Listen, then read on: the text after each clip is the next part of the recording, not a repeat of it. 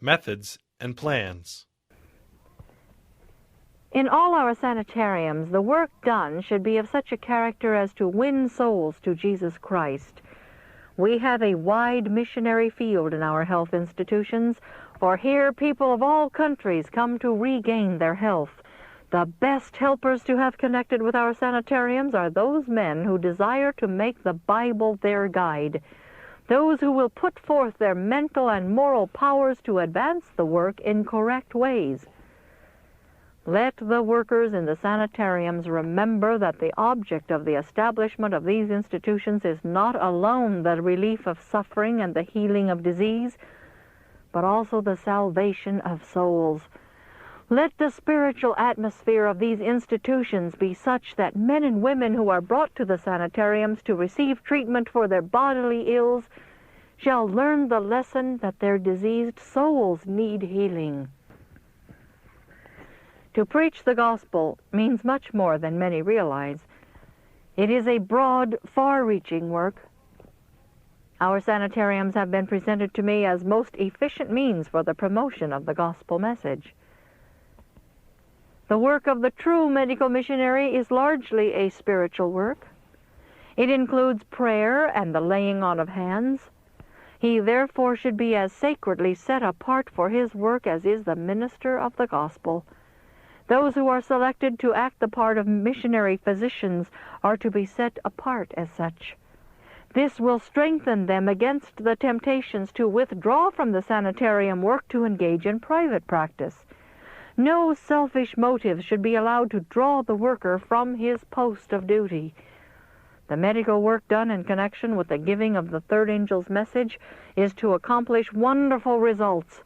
It is to be a sanctifying, unifying work, corresponding to the work which the great head of the church sent forth the first disciples to do. Calling these disciples together, Christ gave them their commission, "And as ye go, preach, saying, The kingdom of heaven is at hand. Heal the sick, cleanse the lepers, raise the dead, cast out devils. Freely ye have received, freely give. Behold, I send you forth as sheep in the midst of wolves. Be ye therefore wise as serpents and harmless as doves." See Matthew 10, verses 7, 8, and 16. It is well for us to read this chapter, Matthew 10, and let its instruction prepare us for our labors. The early disciples were going forth on Christ's errands under his commission. His Spirit was to prepare the way before them. They were to feel that with such a message to give, such blessings to impart, they should receive a welcome in the homes of the people. Conferences to employ medical missionaries. Through the first disciples, a divine gift was proffered to Israel. The faithful evangelists today will do a similar work in every city where our missionaries enter. It is a work which to some extent we have tried to do in connection with some of our sanitariums, but a much wider experience in these lines is to be gained. Cannot our conference presidents open the way for the students in our schools to engage in this line of labor? Again and again it has been presented to me that there should be companies organized and educated most thoroughly to work as nurses, as evangelists, as ministers, as canvassers, as gospel students, to perfect a character after the divine similitude.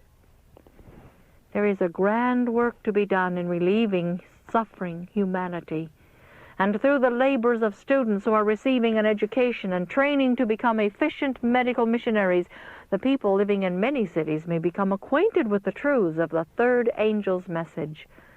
Consecrated leaders and teachers of experience should go out with these young workers at first, giving them instruction how to labor. When favors of food are offered by those who fear and honor God, these favors may be accepted. Thus opportunity will be found for conversation, and for explaining the Scriptures, for singing Bible songs and praying with the family. There are many to whom such labor as this would prove a blessing. And each worker, as he goes forth to this labor, should realize that he is as truly sent of God as were the first disciples. God's eye follows them. His Spirit goes with them. I am thankful when I think of the advantages enjoyed by the schools that are established near our sanitariums, so that the work of the two educational institutions can blend. The students in these schools, while gaining an education in the knowledge of present truth, can also learn how to be ministers of healing to those whom they go forth to serve. If ever there was a time when our work should be done under the special direction of the Spirit of God, it is now. Let those who are living at their ease arouse.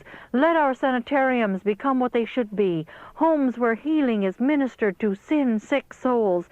And this will be done when the workers have a living connection with the great healer.